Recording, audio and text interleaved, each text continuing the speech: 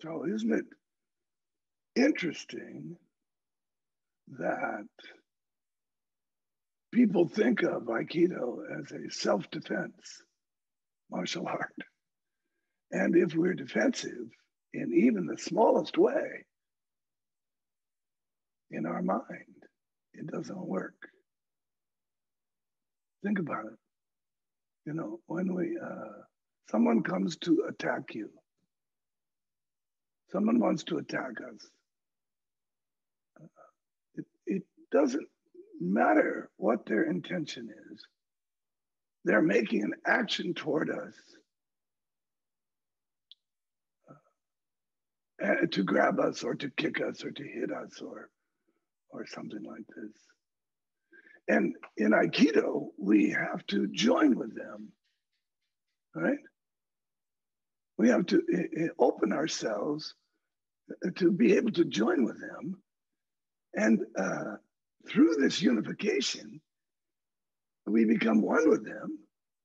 And then their action is resolved without any harm coming to them or to us. That's Aikido, right? In a nutshell. So that's what Toi Sensei means by we have to be able to open our mind in order to accept anything. And if we can open our mind, we can accept everything, no matter what. Again, it doesn't mean that we pretend to ourselves that the person that's taking this action against us, whether it's verbal or emotional or physical or intellectual, doesn't have any negative intention. They may be obsessed with some sort of negativity. That doesn't matter. That's not the issue. In fact, they probably do have something like that. If in fact we're going to have to do Aikido with them physically, they mean to harm us in some way, don't they? So, but of course, this is very rare that it happens physically, but it happens every day, doesn't it? Emotionally, psychologically, intellectually. It happens constantly. Verbally, somebody says something that we see, they have some intent here. So, but we're practicing Aikido, so we know the point is to open ourselves to, Suzuki Sensei, Toi Sensei always talks about magic pot. Suzuki Sensei always talks about Skiganai Shisei. Skiganai Shisei means a posture of no opening. And isn't it interesting, again, that in order to have a posture of no opening, we have to be completely open ourselves. If we have even a little bit of defensiveness, trying to hide or defend ourselves against this person, that defensiveness of ours is a button that our opponent can push to make us lose our 1 point, to make us weak and defensive, even more defensive. This is why I read Spirit of Non-Dissension and why it's so important to us. But it's very easy to misunderstand. Often people say to me, "Oh, this means I have to just, lay down and take it." No. Don't forget Toi Sensei's 3 methods of responding in every situation whenever we're challenged.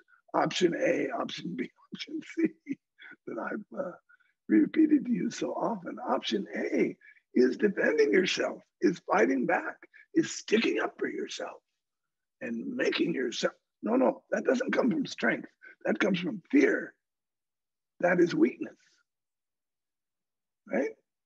Or option B, just collapsing, allowing whatever to happen and praying that someone will take care of the problem for you. Of course, that won't work either. No, Aikido, non-dissension, is standing up in the face of difficulty, standing up in the face of someone that is negative, standing up in the face of adversity, and becoming one with it.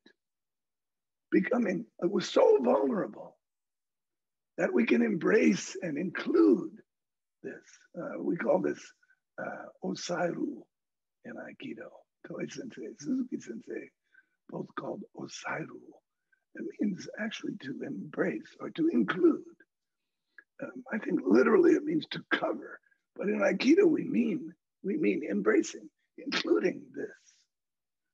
So no matter how nasty, we transform that which is dark by turning the light of awareness, by turning the light of 1 point of mind-body unification on it, and by shining the light of the truth being that every single thing that takes place in this world is for my benefit. I'm the center of the universe I experience, as you are. So that means everything that happens in your world happens to benefit you. No matter how nasty it seems at the time, no matter how tragic, no matter how negative, everything is designed for you perfectly. So learning to listen means learning to be open, to open our mind. And then we can accept everything. You remember, I taught you the 4 principles of practice. Number 1, show up. We have to be present. Not just physically showing up, but physically showing up and then waking up. Okay, and number 2 is opening. So we open our mind, we show up and we open our mind. And number 3, then we follow whatever is happening. We go with this. This is a description of Aikido, folks. And in the end, finally, the resolution, it means we accept whatever that resolution is. We accept whatever the result of that is. It may very well be not what we were wishing for or looking for, because we're always wishing for and looking for something that our small mind thinks will benefit us. But quite often, what we need is something outside of that category. So it's not always doesn't always appear to be as beneficial as it may be if we can practice with it, if we can invite it into our life. So this whole business of being vulnerable and open and accepting, this is Aikido. This is the strong person. This is the fearless person. This is what takes courage. It doesn't take courage to fight. It doesn't take courage to defend yourself. Wake up to that. This is not what we're practicing. This is difficult because we all know, perhaps, this principle, but it's not commonly known in the world. That's not what's happening out in the world, is it? Everybody feels they must defend themselves. And we, each of us folks, have that in us, right? So we have to really notice when it's arising, when it's coming up to affect us.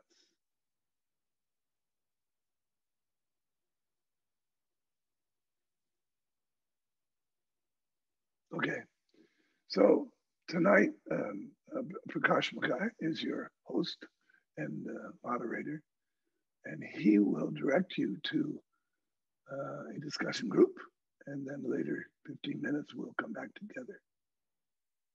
Thank you.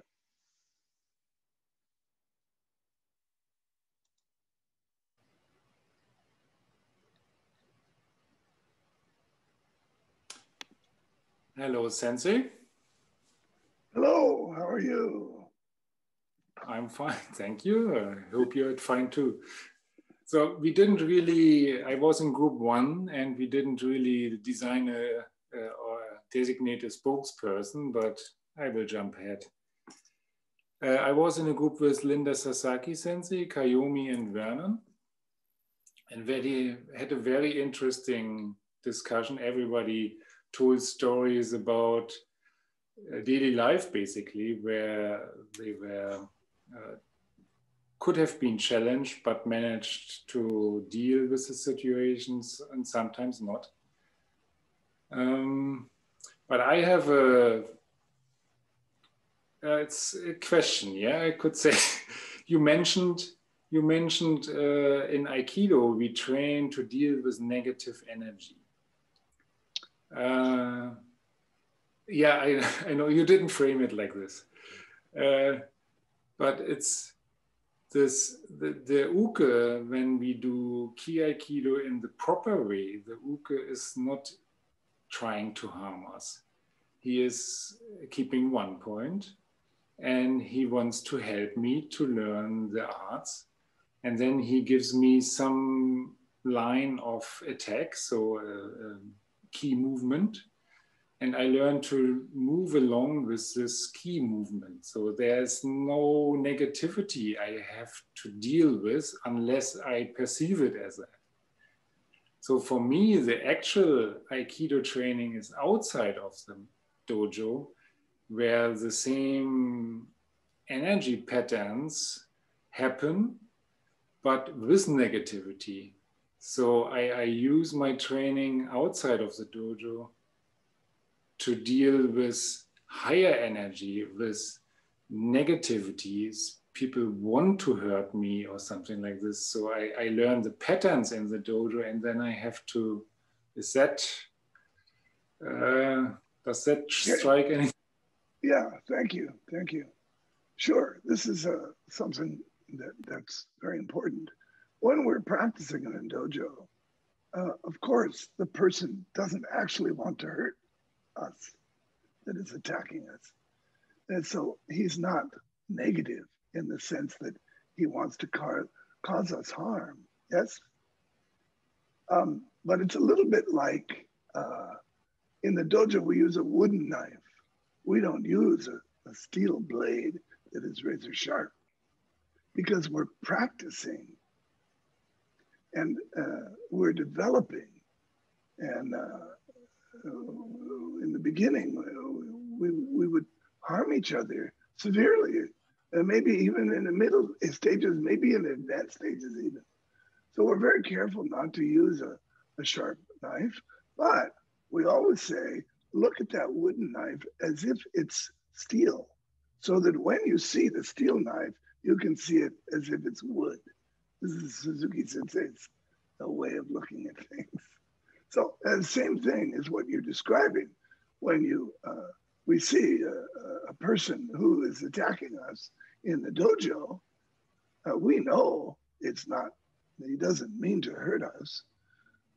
But we look at him as if he's seriously, in fact, so much so that Shinichi Toi Sensei is really insisting more and more, when you attack, you better attack with full energy.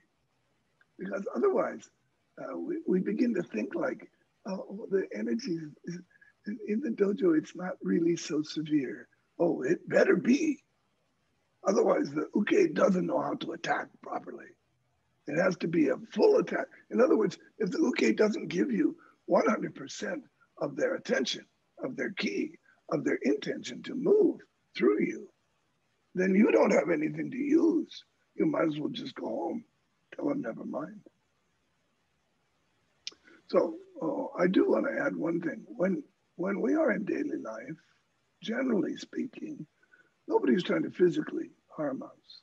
It might happen once in a while. Maybe if you're a police officer, it might happen more often. But for most of us, it's very rare.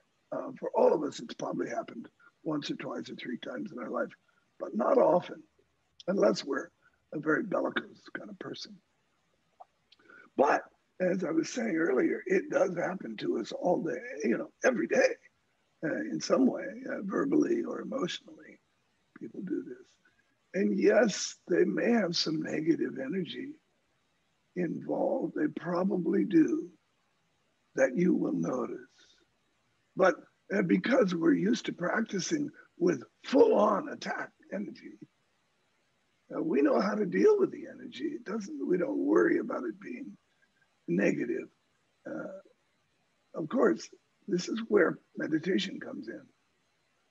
And keep breathing. When we do a lot of meditation, we learn to pay full attention. And when we're fully in attention, we become very calm. A number of you have told me stories about things that have happened in your lives when you were, someone was had negative intention to harm you. Particularly a couple of women, several women have told me this. And by becoming just very steady and very calm and facing these people directly, in both cases, it was multiple men who were interested in maybe attacking or harming. They were able to neutralize the entire situation.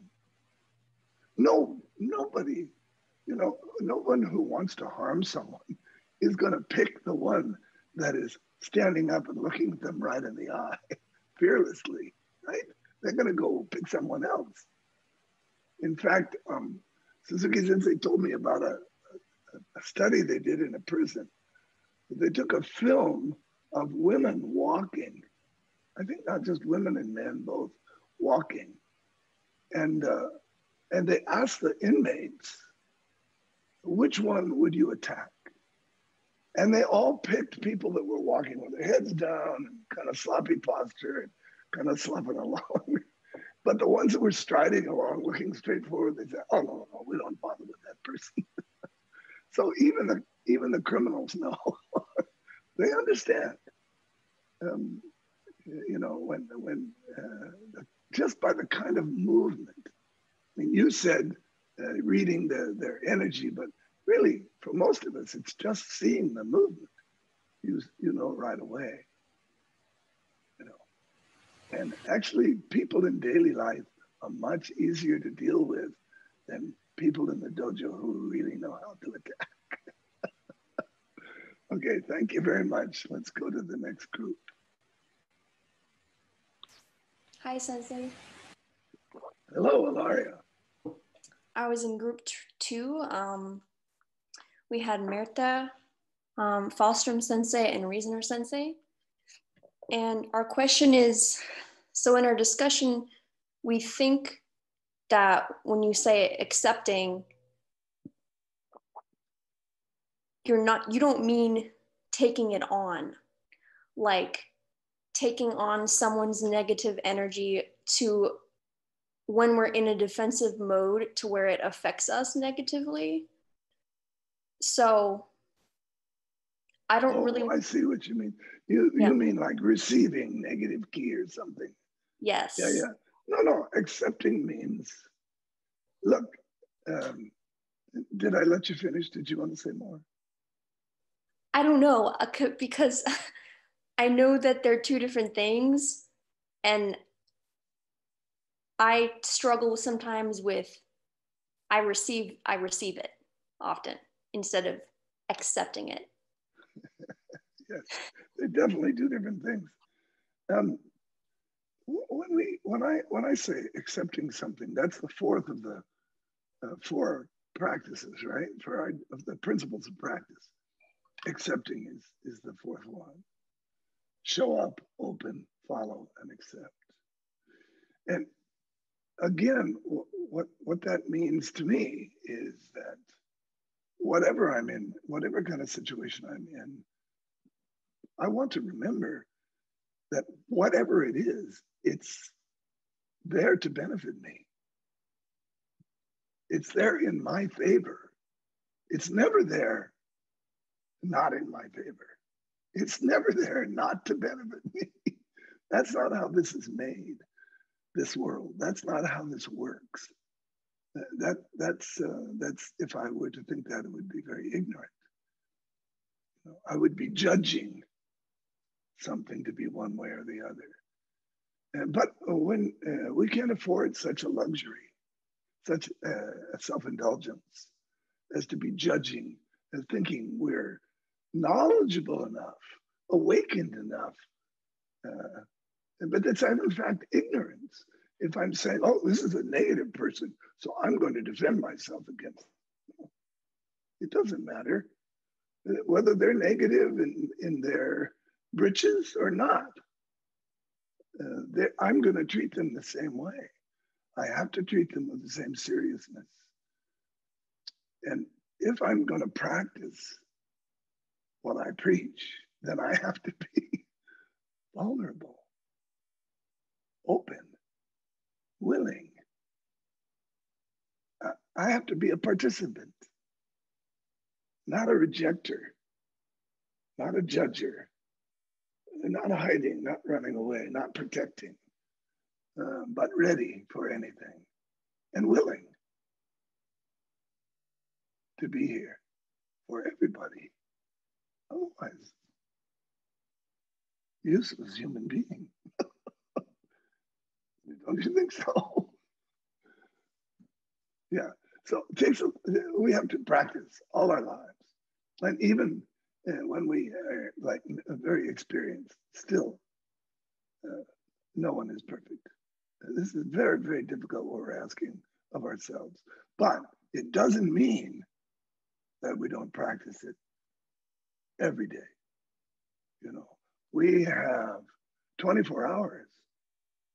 And maybe we only spend 2 or 3 hours doing Aikido or meditating or considering this practice exclusively. The rest of the time, we're just wandering around doing our job and eating and sleeping and doing those things. So we must remember to pay attention all the time with the same kind of openness. Okay, thank you. Next person.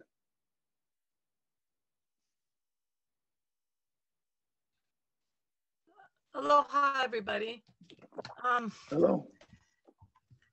We got a lesson accepting anything when the clock went off because we hadn't designated anybody to speak yet. So poor Christoph was in the middle of his part of the discussion. But the general consensus of the group was that as we're living and practicing, you know, we realize that this takes time and effort.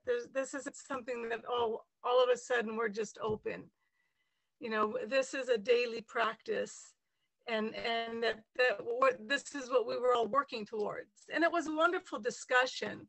But unless Christoph had a question, I don't believe we actually had a question out of this.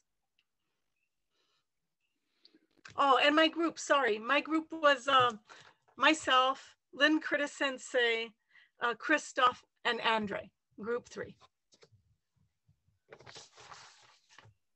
Okay. I don't know if please go ahead, Christoph. He's opening the floor to me, but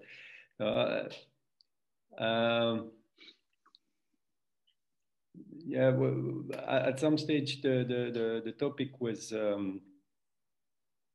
how to deal with daily life type of situation when it comes to indeed emotion and psychological situations. And one possibility is professional setups when you have people exercising power in people into a hierarchy type of relationship, and then the question is how to deal with unfairness or possibly incoherent situation, possibly when we can assess there is some level of manipulation involved, etc., etc. So what some people here would describe as negative energy, this is an example of daily life. It is the professional context where we have to accept and open up to situations that are driven by things that are not necessarily acceptable from again, a fairness, a coherence point of view. I could elaborate, but I don't want to go too far. And then the question was, yes, the Aikido practice can be of help, staying calm, being open, embracing the situation is very important, but can still remain challenging on occasion. So no real discussion around this topic, the professional context. Yeah, okay. Well, thank you, Christophe. Yeah, I think there's, you know, this is obviously very complex. And when I talk about it the way I have, or the way we talk about it in Aikido, can often seem like overly simplifying things or making a very complex thing very, very simple. The principle itself, principle of non-dissension, is very simple. But in action, for instance, in a business context, in a meeting where there, you know, people are maybe less than genuine and exercising some sort of power and control, you know,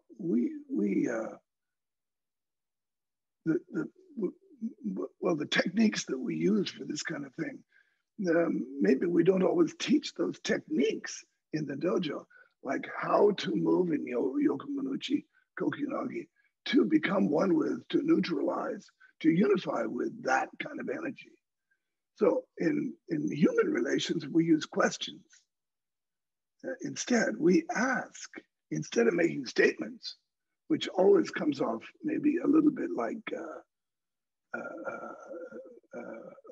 opposition, we ask questions. We try to get to know the person better, or at least we may know them very well, more than we'd like to know them, but we try to get to know their intention very well. And while we're doing it, we do that without judging, because we're truly vulnerable and asking questions. So that is a technique that if you're a business person, you already are practicing this if you're successful. And maybe all of us are only successful some of the time, but the more mature we get, and the more we can maintain mind-body unification and a sense of calmness. Calmness, remember, comes about by listening, by paying attention, right? So when we have that kind of mind, that kind of state of mind, and we're practicing it all the time, then we can pretty much have an opportunity to neutralize, as I said before, to resolve and join with opposition. Yes, thank you, Sensei.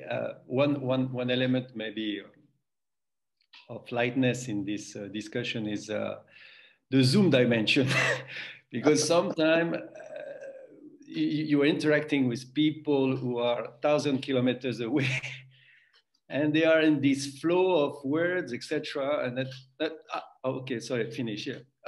I know you have not finished yet, and then how do you?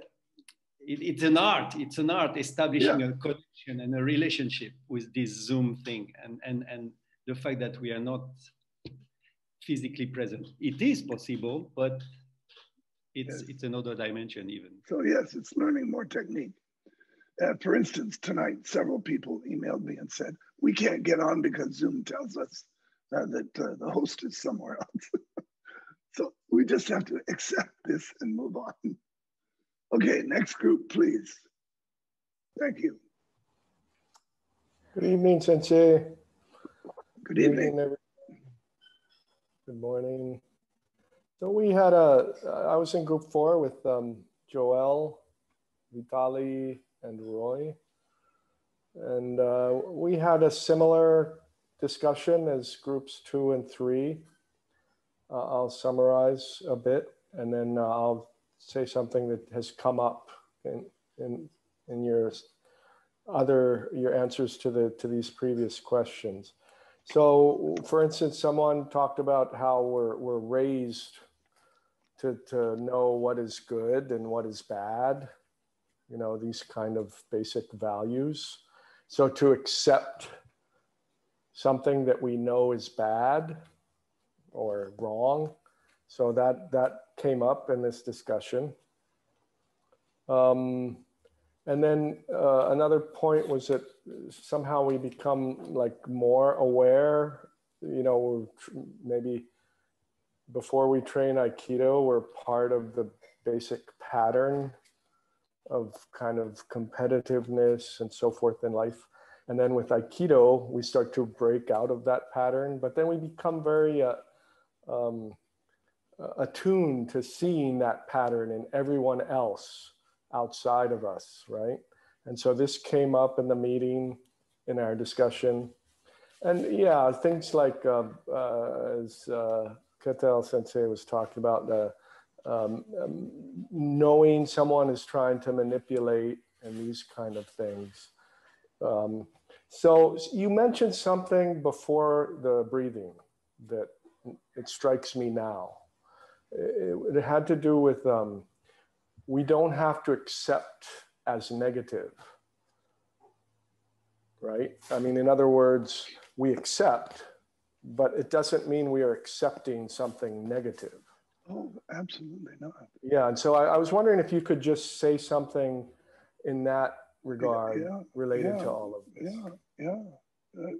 To imagine, it's a little bit like what Ilaria's group was concerned about, receiving a negative ki. So if you're seeing,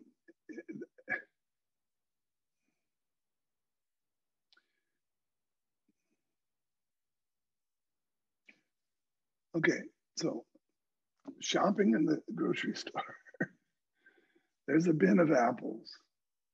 Some of them, or let's, I don't know if you looked for a ripe avocado lately, but they've got all these Mexican avocados in there now. And everybody has gone and pressed them to see if they're ripe or not. And don't buy those, they're mush inside, okay? So you have to be quite attentive to this, and maybe even experienced is what I'm suggesting, in order to choose the correct avocado. And in this case, those are negative avocados, or those are avocados that you don't want to receive, okay? But you can accept that they are what they are. You just don't take one, okay? So there's that element as well. So if you're Mr. Smarty Pants, like me and the avocado with the avocados, and you think you know what's going on, then just follow that advice if you feel. But there's some times when you're confronted and you're not able to avoid a confrontation. You're not able to avoid dealing with some situation. And if you're fearful of being receiving something negative, you see, so then that's ignorance. That's a misunderstanding. You know, if somebody forced me to take home one of those mushy avocados, I'd have to make guacamole. That's all. You see, I mean, you know, you don't reject. So in this sense, reject is the opposite of accept. Accept means I'm saying we have to deal with whatever we're given. And if we get caught up in how wrong it is, which might be only in our own family and our own culture, but if we get caught up with how wrong it is, that's a fear-based way of living. And that will lead to avoidance. That will either lead to option A or option B. You will collapse in the face of it, or you will fight back in the face of it, try to control it. But you will not be doing Aikido. So finding out the key to what allows us to be willing to be a part of whatever confronts us within us. And this is what we call noticing. The process of practice is noticing what motivates us to do what we do. And you notice that by seeing it come up again and again and again. And at some point we go, oh, that's what I'm doing. Right? So, thank you, Sensei. Yeah, okay, thank you. Was there another group, a fifth group? Prakash? Yes. Hello. Sensei and everybody. We were three in our group, Charlotta and Prakash and I, in group 5. And we didn't really have a question either, but we talked about just training, because stuff just comes up all the time, whether it be a conflict between two people that you are working with, or someone in your family who takes a position that you can't agree with, or just being in the grocery line and having a moment when somebody gets in front of you and you just realize, you know, I really think that it's great to think about just showing up, opening up, and accepting the result. But it also makes me think about Suzuki Sensei's "so what, do nothing." You really, that really says it to me. I don't really know what else to say. I think, you know, we just talked about how we realize that we need to train more and learn to be accepting and be present. Well, thank you very much, Millie. You know, yes, the more you train, the more years you spend hanging out with teachers and other Aikidoka who are serious about training and serious about their own development, the more you hear things like the 4 principles of practice, or Suzuki Sensei's 4 principles, or Toi Sensei's 4 principles. There's 3 examples of 4 principles. All of them are saying exactly the same thing, which is follow the principle of non-dissension in everything you do. So, you know, getting in a group like this, or when I'm with a group of you like this, and my responsibility is to give some kind of a presentation and present this in some way. I try to just get to the kernel of what it is that we need to work on. Nobody's saying that they're perfect at this. I mean, even Toi Sensei would not say that. Others might say it about him. I've heard things like that from other people, but he's not stupid. He wouldn't agree to that. No teacher would. So none of you here would say that, and I wouldn't say that. We're all practicing together something that is incredibly difficult. And we're faced with it in our lives all day, every day. But let me just say how grateful I am, how fortunate we all are to be able to get together like this and discuss this most difficult subject that very well has saved my life, and I think probably yours too. And if it hasn't yet, I promise you it will. I don't mean save my life because somebody would have killed me and I fancifully threw them on their heads. I don't mean that at all. It saved my life because it changed the way I see the world. That's what changes your life. That's what saves you from yourself. So let's just be grateful for that. All right, so thank you very much. I love you all. I'm glad to see you. Domo arigatou gozaimashita. And I hope to see you Sunday morning. Aloha. Bye-bye.